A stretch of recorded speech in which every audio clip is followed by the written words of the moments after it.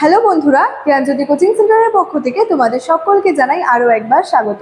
আজকের ক্লাসে তোমাদের সঙ্গে আলোচনা করব তোমরা যারা এসকেবিইউ অর্থাৎ সিধু কানু বিরসা ইউনিভার্সিটির অধীনস্থ বিভিন্ন কলেজগুলোতে পড়াশোনা করছো, তোমাদের জন্য আজকের ক্লাসে থার্ড সেমিস্টার মেজর হিস্ট্রি থেকে কিন্তু আরও একটি গুরুত্বপূর্ণ টপিক নিয়ে আলোচনা করব। আজকে আলোচনার বিষয় হচ্ছে গুপ্ত যুগের সামাজিক অবস্থা সম্পর্কে। অর্থাৎ তোমাদের থার্ড সেমিস্টার মেজর হিস্ট্রির যে সিলেবাস রয়েছে সেই সিলেবাসের মধ্যে কিন্তু পুরো গুপ্ত যুগটা রয়েছে এবং তার সাথে সাথে সাথে কিন্তু গুপ্ত যুগের পরবর্তী কিছু অংশটা কিন্তু রয়েছে। তো সেই গুপ্ত যুগ থেকেই কিন্তু আমি আগের ভিডিওতেও কিন্তু বিভিন্ন টপিকগুলো নিয়ে কিন্তু আলোচনা করেছি এবং সেই গুপ্ত যুগ থেকে আজকের ক্লাসেও কিন্তু গুপ্ত যুগের সামাজিক অবস্থা এই বিষয়টা নিয়ে কিন্তু আলোচনা করব। তবে আজকের ক্লাসটি শুরু করার আগে তোমাদেরকে একটা ছোট্ট ইনফরমেশন দিয়ে রাখি। দেখো, তোমরা যারা ভাবছো আমাদের সঙ্গে এই সেমিস্টারে অর্থাৎ থার্ড সেমিস্টারে অনলাইনে যুক্ত হবে, নোটসপত্র থেকে শুরু করে সাজেশনস নেবে, তোমাদের জন্য থার্ড সেমিস্টারের যে কোর্স ফিটা রাখা হয়েছে সেটা রাখা হয়েছে কিন্তু 599 রুপিস। এই 599 রুপিসের বিনিময়ে তোমরা তোমাদের পুরো থার্ড সেমিস্টারটা ক্লিয়ার করতে পারছো। তার সাথে সাথে কিন্তু নোটসপত্র থেকে শুরু করে সাজেশনসগুলোও কিন্তু পেয়ে যাচ্ছ। তোমরা যারা যারা ভাবছো আমাদের সঙ্গে অনলাইনে যুক্ত হবে, অবশ্যই আমাদের হেল্পলাইন নাম্বারে যোগাযোগ করে কিন্তু আমাদের সঙ্গে যুক্ত হয়ে যেতে পারো। দুটো হেল্পলাইন নাম্বার রয়েছে আমাদের সেন্টারে, একটা হলো 7076398606 এবং আরেকটা হলো 6295916282। এই দুটি নাম্বারের মধ্যে কিন্তু যে কোনো একটি নাম্বারে যোগাযোগ করে আমাদের সঙ্গে যুক্ত হয়ে যেতে পারো। দেরি না করে আমি আলোচনার বিষয় শুরু করছি। প্রথমেই বলেছি আজকের টপিকটা হচ্ছে গুপ্ত যুগের সামাজিক অবস্থা সম্পর্কে। তো সামাজিক অবস্থা যে রয়েছে সেই সামাজিক অবস্থার মধ্যে কোন কোন বিষয়গুলো রয়েছে, যেমন যদি বলি অর্থনৈতিক অবস্থার মধ্যে যে সমস্ত বিষয়গুলি অন্তর্ভুক্ত রয়েছে সেগুলির মধ্যে বলা যায় যে কৃষির কথা, ব্যবসা বাণিজ্যের কথা, এছাড়াও পশুপালনের কথা বলা যায়, শিল্পের কথা বলা যায়। তেমনই সামাজিক যে অবস্থা সেই সামাজিক অবস্থার মধ্যে কোন কোন বিষয়গুলি পড়ছে। দেখো, সামাজিক অবস্থার মধ্যে বলা যায় যে পরিবারের ব্যবস্থাটা কেমন ধরনের ছিল, বর্ণ ব্যবস্থা কেমন ধরনের ছিল, নারীর অবস্থান কি রয়েছে, এই সমস্ত কিছু বলা যায় কিন্তু সামাজিক অবস্থার মধ্যে। দেখো, প্রথমে এখানে বলা হচ্ছে যে পরিবার ব্যবস্থা অর্থাৎ গুপ্ত যুগে পরিবার ব্যবস্থাটা কেমন ধরনের ছিল। সেক্ষেত্রে কি বলা যায়, দেখো, গুপ্ত যুগে কিন্তু যৌথ পরিবার ব্যবস্থা জনপ্রিয় ছিল বলে কিন্তু জানা যায়, যেটাকে জয়েন্ট ফ্যামিলি কিন্তু বলা হয় আর কি। গুপ্ত যুগে কেমন ধরনের পরিবার ব্যবস্থাটা খুবই জনপ্রিয় ছিল, যৌথ পরিবার ব্যবস্থা, যেটাকে জয়েন্ট ফ্যামিলি বলা হয়। বলছে বর্তমান যুগে যেমন একক পরিবারের অস্তিত্ব ব্যাপক পরিলক্ষিত হয়, গুপ্ত যুগে কিন্তু তেমন ছিল না। কেন ছিল না? কারণ বর্তমান যুগে কি দেখা যাচ্ছে, একক পরিবারের অস্তিত্ব লক্ষ্য করা যাচ্ছে, কিন্তু গুপ্ত যুগে কিন্তু এমনটা ছিল না। গুপ্ত যুগে কেমন ধরনের পরিবার ব্যবস্থাটা ছিল, যৌথ পরিবার ব্যবস্থা ছিল, যেটাকে জয়েন্ট ফ্যামিলি বলা হচ্ছে। এছাড়াও কি গুপ্ত যুগে পিতা মাতা, পুত্রকন্যা, খুড়তো, জ্যাঠতো প্রভৃতি সকলকে নিয়ে কি গড়ে উঠতো, যৌথ পরিবার। তাহলে একটা যৌথ পরিবার কিভাবে গড়ে উঠতো, পিতামাতা, পুত্রকন্যা, খুড়তো, জ্যাঠতো প্রভৃতি সকলকে নিয়ে কিন্তু একটা যৌথ পরিবার কিন্তু গড়ে উঠতো এবং এটা দেখা যায় কিন্তু গুপ্ত যুগেও কিন্তু ঠিক এমনটাই দেখা যায়। আচ্ছা, এছাড়াও বলা যায় পরিবারের যিনি বয়োজ্যেষ্ঠ পুরুষ বা বয়োজ্যেষ্ঠ পুরুষ, তাকে কি বলা হতো, তিনি হতেন পরিবারের কিন্তু কর্তা। পরিবারের কর্তা কে হতেন গুপ্ত যুগের মধ্যে, যিনি পরিবারে আর কি বয়োজ্যেষ্ঠ থাকতেন তিনিই কিন্তু পরিবারের প্রধান কর্তা হতেন। পিতৃপুরুষের সম্পত্তিতে কিন্তু পিতা পুত্রের সমান অধিকার ছিল। পিতার মৃত্যুর পর কি হতো, পুত্র সম্পত্তির অধিকারটা কিন্তু পেত। তাহলে কি হতো, পরিবারে কিন্তু পুত্রের তুলনায় কন্যার যে আদর সেটা কিন্তু কম ছিল। নেক্সট যেটার কথা বলা যায় সামাজিক অবস্থার মধ্যে, সেটা হচ্ছে বর্ণ ব্যবস্থার কথা। অর্থাৎ সমাজে কি বর্ণ ব্যবস্থা প্রচলিত রয়েছে, কেমন ধরনের রয়েছে আর কি এই বর্ণ ব্যবস্থা। দেখো, মূলত বলা যায় যে ফাহিয়েনের বিবরণ থেকে জানা যায় যে গুপ্ত যুগে সমাজে বর্ণভেদ প্রথা প্রবল আর কি ছিল, খুব একটা প্রবল ছিল বলা যায়।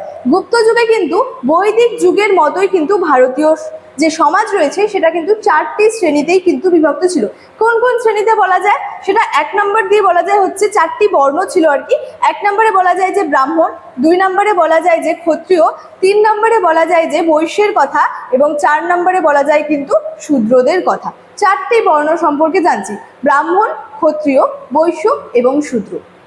বলা যায় যে ব্রাহ্মণদের কাজ কি বা ক্ষত্রিয়দেরই কাজ কি, বৈশ্য বা শূদ্রদেরই কাজ কি। ব্রাহ্মণদের কি কাজ, সেক্ষেত্রে বলা যায় যে ব্রাহ্মণদের কাজ ছিল পূজা অর্চনা করা, যাগযজ্ঞ করা, বিদ্যাচর্চা করা। ক্ষত্রিয়দের কাজ ছিল দেশ শাসন করা, দেশ রক্ষা করা। বৈশ্যদের কাজের ক্ষেত্রে বলা যায় তাদের কাজ ছিল ব্যবসা বাণিজ্য করা, কৃষিকাজ, পশুপালন। শূদ্রদের কি কাজ ছিল? শূদ্রদের কাজ ছিল তিন বর্ণের, ওপরের তিন বর্ণ বা বলা যায় যে এই যে তিনটা বর্ণ রয়েছে ব্রাহ্মণ, ক্ষত্রিয় এবং বৈশ্য, এই তিন বর্ণের সেবা যত্ন করা কিন্তু এই শূদ্রদের কিন্তু কাজ ছিল বলে কিন্তু বলা যায়। তো বর্ণ ব্যবস্থা সম্পর্কে গুপ্ত যুগে কিন্তু এই তথ্যগুলি সম্পর্কে কিন্তু বলা যায়। এছাড়াও পরবর্তী যে পয়েন্টগুলি রয়েছে সেটার মধ্যে রয়েছে বিবাহ ব্যবস্থা, অর্থাৎ সমাজের মধ্যে বিবাহ ব্যবস্থা কেমন ধরনের ছিল। সেক্ষেত্রে কি বলা যায়, গুপ্ত যুগে বিভিন্ন স্মৃতি শাস্ত্রগুলি থেকে কি হচ্ছে বিবাহ ব্যবস্থার কথা জানা যাচ্ছে। আমরা এই যে বর্ণ ব্যবস্থা সম্পর্কে পড়ছি, এই সম্পর্কে কোথা থেকে জানতে পারছি? ফা হিয়েনের বিবরণ থেকে। বিবাহ ব্যবস্থা রয়েছে, এই বিবাহ ব্যবস্থা সম্পর্কে জানতে পারছি বিভিন্ন যে সমস্ত স্মৃতিশাস্ত্রগুলি রয়েছে সেই স্মৃতিশাস্ত্রগুলির ওপর কিন্তু ভিত্তি করে আমরা এই গুপ্ত যুগের সমাজের বিবাহ ব্যবস্থা সম্পর্কে কিন্তু জানতে পারছি। দেখো, বিবাহ ব্যবস্থার ক্ষেত্রে কি বলা হচ্ছে, 8 প্রকারের কিন্তু বিবাহের কথা মনু ও যাজ্ঞবল্ক্য যে স্মৃতিগুলি রয়েছে সেই স্মৃতিগুলিতে কিন্তু উল্লেখ করা হয়েছে। কি রয়েছে এই 8 প্রকারের বিবাহ? দেখো, এই 8 প্রকারের বিবাহ ছিল ব্রহ্ম, দৈব, আর্য, প্রজাপত্য, গান্ধার্ব, অসুর, রাক্ষস এবং পৈশাচ। এই 8 ধরনের বিবাহ ব্যবস্থার কথা কিন্তু এই গুপ্ত যুগে এসে কিন্তু বলা যাচ্ছে। এই 8 ধরনের বিবাহ ব্যবস্থা কিন্তু প্রচলিত ছিল গুপ্ত যুগে। এছাড়াও বলা যায় যে দাস প্রথা, অর্থাৎ এই যে গুপ্ত যুগের যে সমাজ রয়েছে সেই সমাজের মধ্যে কি দাস প্রথা প্রচলিত রয়েছে? কেমন ধরনের এই দাস প্রথা, কিভাবে দাসে পরিণত হতো? এই যে দাস প্রথা রয়েছে বা কৃতদাস প্রথা, এই কৃতদাসত্বের বা দাসত্বের কিন্তু বিভিন্ন উৎস রয়েছে। অর্থাৎ কেউ কেউ যুদ্ধে বন্দী থেকে কৃতদাসে পরিণত হচ্ছে বা দাসে পরিণত হচ্ছে, কেউ কেউ নিজেকে আত্মবিক্রয় করে দাসে বা কৃতদাসে পরিণত হচ্ছে, কেউ কেউ শাস্তি পেয়ে অর্থাৎ বিভিন্ন শাস্তি দানের মাধ্যমে কিন্তু দাসে বা কৃতদাসে কিন্তু পরিণত হতে কিন্তু দেখা যায়। এছাড়াও কি বলা হচ্ছে, দেখো বলছি গুপ্ত যুগে কিন্তু দাস প্রথা প্রচলিত ছিল, অর্থাৎ গুপ্ত যুগে এসেও আমরা কি দেখতে পাচ্ছি, দাস প্রথা যেটা রয়েছে সেটা কিন্তু প্রচলিত রয়েছে, এটা সম্পর্কে জানতে পারছি। এছাড়াও কি ক্রয় বিক্রয় ও দানের মাধ্যমে কিন্তু দাস প্রাপ্ত হতো। গুপ্ত যুগে দাস প্রথা, দাস কিভাবে প্রাপ্ত হতো? ক্রয় বিক্রয়ের মাধ্যমে, কেনা বেচার মাধ্যমে বা দানের মাধ্যমে কিন্তু এক্ষেত্রে বলা যায় যে দাস কিন্তু প্রাপ্ত হতো। এছাড়াও কি বলা যায় যে নারদ স্মৃতিতে দাস দানের কথা কিন্তু উল্লেখ রয়েছে। যুদ্ধবন্দীদের দাসে পরিণত করা হতো। আমি প্রথমেই বললাম দাসত্বের কিন্তু বিভিন্ন উৎস রয়েছে, যেমন শাস্তি দানের মাধ্যমে কেউ দাসে পরিণত হচ্ছে, কেউ কেউ বা যে যুদ্ধে বন্দী থেকেই কিন্তু দাসে পরিণত হচ্ছে, কেউ কেউ আবার নিজেকে বিক্রি করে অর্থাৎ আত্মবিক্রয় হয়েও কিন্তু দাসে পরিণত হতে কিন্তু দেখা যাচ্ছে। এছাড়াও কি বলছে, গুপ্ত যুগে দাসেরা কিন্তু নানা রকম কাজকর্মে কিন্তু নিয়োজিত হতো। তাদের শারীরিক ক্ষমতা অনুযায়ী তাদের কর্ম কিন্তু ঠিক করে দেওয়া হতো। মানে এই যে গুপ্ত যুগে যে বিভিন্ন দাসরা রয়েছে তারা কিন্তু বিভিন্ন কাজকর্মের জন্য কিন্তু তাদেরকে আর কি নিয়োগ করা কিন্তু হতো বা বিভিন্ন কাজকর্মে তারা কিন্তু নিয়োজিত হতো। তো তাদের শারীরিক ক্ষমতা কি রয়েছে সেই অনুযায়ী কিন্তু তাদের কাজ বা কর্মটা কিন্তু ঠিক করে দেওয়া হতো। এর পরের পয়েন্টে বলা যায় যে নারীর অবস্থানের কথা, অর্থাৎ গুপ্ত যুগের সমাজের মধ্যে নারীর অবস্থানটা কেমন ধরনের ছিল।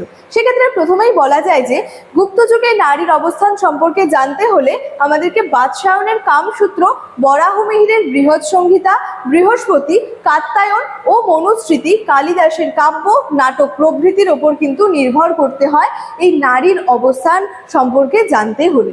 এছাড়াও বলছে গুপ্ত যুগে নারীরা কি করতো, নাচ গান ও অন্যান্য শিল্পে যথেষ্ট পারদর্শী ছিল, মানে যথেষ্ট দক্ষতা ছিল, বিভিন্ন শিল্পের ক্ষেত্রেই হোক বা নাচ গানের ক্ষেত্রেই হোক যথেষ্ট কিন্তু দক্ষতা দেখিয়েছিল। অভিজাত পরিবারের কন্যারা যারা রয়েছে তারা কিন্তু 64টা কলা জানতো বলেও কিন্তু জানা যায়। তাহলে এই সমস্ত বিষয়গুলি কি হচ্ছে, একজন মানে গুপ্ত যুগের সমাজে নারীর অবস্থানটা কেমন ধরনের রয়েছে সেখানে কিন্তু বলা হয়ে থাকছে।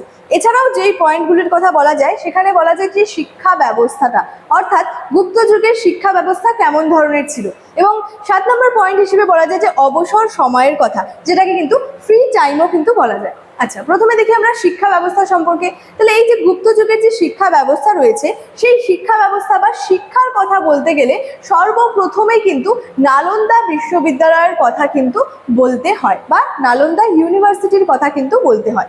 বলছে গুপ্ত যুগে মগধে স্থাপিত নালন্দা বিশ্ববিদ্যালয় ছিল বিশ্ববিখ্যাত এছাড়াও বলা যায় বৌদ্ধ শিক্ষার প্রাণকেন্দ্র হিসেবে কিন্তু এটি গড়ে উঠলেও অন্যান্য বিভিন্ন বিষয় যেমন বলা যায় বেদ, বেদান্ত, দর্শন, ব্যাকরণ, যোগশাস্ত্র, উপনিষদ, চিকিৎসাবিদ্যা, গণিত প্রভৃতি বিষয় কি হতো, প্রভৃতি বিষয় এখানে কিন্তু শিক্ষাদান কিন্তু করানো হয়ে থাকতো।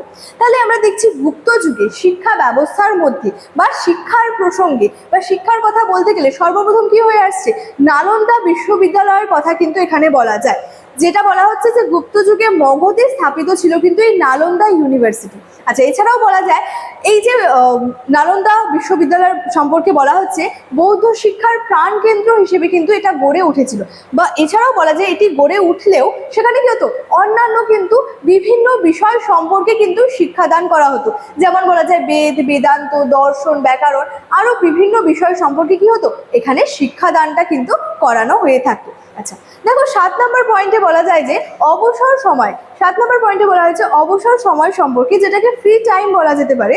সেখানে দেখো এই ফ্রি টাইম বা অবসর সময়টা কাদের থাকছে, ধনী ব্যক্তিদের হাতে কিন্তু এই প্রচুর অবসর সময় কিন্তু থাকছে। দেখো বলা হচ্ছে গুপ্ত যুগে ধনী লোকেদের হাতে আর কি হচ্ছে প্রচুর কিন্তু অবসর সময় বা ফ্রি টাইম কিন্তু ছিল। সেক্ষেত্রে বলা যায় এই সময় তারা কাব্য রচনা, চারুকলা এবং বিভিন্ন কি হতো নাট্যশাস্ত্রের চর্চা করতো বলে সমকালীন সাহিত্যগুলি থেকে জানা যায়। তাহলে এই যে গুপ্ত যুগে ধনী লোকেদের কাছে যে প্রচুর ফ্রি টাইম থাকতো, ফ্রি টাইমে তারা কি করতো বা অবসর সময় পেলে বা যে থাকতো তাদের কাছে সেই অবসর সময় তারা কি করতো, তারা বিভিন্ন কি করতো কাব্য রচনা করতো, চারুকলা করতো, নাট্যশাস্ত্রের চর্চা করতো। এই সমস্ত আমরা কোথা থেকে জানতে পারছি, সমকালীন যে সমস্ত সাহিত্যগুলি রয়েছে সেগুলির উপর ভিত্তি করে কিন্তু এই সমস্ত বিষয় সম্পর্কে জানতে পারছি। এছাড়াও কি গুপ্ত যুগের সমাজে কি হতো বা গুপ্ত সমাজে মানুষেরা অবসর সময়ে বাঁশি এবং বীণা প্রভৃতি বাদ্যযন্ত্রও বাজাতো। এছাড়াও এই যুগে জুয়া খেলা খুবই জনপ্রিয় ছিল বলে জানা যাচ্ছে। লোকে দাবা, পাশা প্রভৃতি খেলে কি করতো, তাদের অবসর সময় বা ফ্রি টাইমটা কিন্তু কাটাতো। তাহলে অবসর সময় কাটানোর জন্য বা ফ্রি টাইম যেটা থাকতো তারা কিন্তু সেই টাইমে কিন্তু বিভিন্ন কিছু খেলতো বা বিভিন্ন কাব্য রচনা করতো, বিভিন্ন চারুকলা করতো, বিভিন্ন নাট্য যে শাস্ত্র রয়েছে সেই নাট্যশাস্ত্রের চর্চা করতো। কোনো সময় দেখা যাচ্ছে সেই অবসর সময় তারা বাঁশি এছাড়াও বীণা বাজাচ্ছে। এছাড়াও আমরা দেখতে পাচ্ছি যে জুয়া খেলা যেটা ছিল সেটা কিন্তু খুবই জনপ্রিয় ছিল এই গুপ্ত যুগের সমাজে। তাহলে দেখো এই যে সমাজ জীবন রয়েছে বা যে সামাজিক অবস্থা রয়েছে সেই সামাজিক অবস্থার মধ্যে কোন কোন বিষয়গুলি পড়ছে সেই সমস্ত কিছু নিয়ে কিন্তু আজকের ক্লাসে আলোচনা করলাম। যেমন সেখানে বলা যায় যে পরিবারের ব্যবস্থাটা কেমন ধরনের ছিল, নারীর অবস্থান কেমন ধরনের ছিল, দাস প্রথা, বর্ণ প্রথা, বিবাহ ব্যবস্থা, শিক্ষা ব্যবস্থা, এছাড়াও অবসর সময়ে মানুষ কি করত, সমস্ত কিছু নিয়ে কিন্তু আজকের ক্লাসে তোমাদের সঙ্গে আলোচনা করলাম। এবং আজকে আমার আলোচনার বিষয় কিন্তু এতটাই ছিল। কোর্স ফি সংক্রান্ত, কন্ট্যাক্ট নাম্বার সংক্রান্ত যে সমস্ত ইনফরমেশন রয়েছে ভিডিও শুরুতেই কিন্তু দিয়ে রেখেছিলাম। চলো আজকের ক্লাস এতটাই, দেখা হচ্ছে পরবর্তী ক্লাসে। তোমরা সকলেই ভালো থেকো, সুস্থ থেকো। Thank you so much, thanks for watching.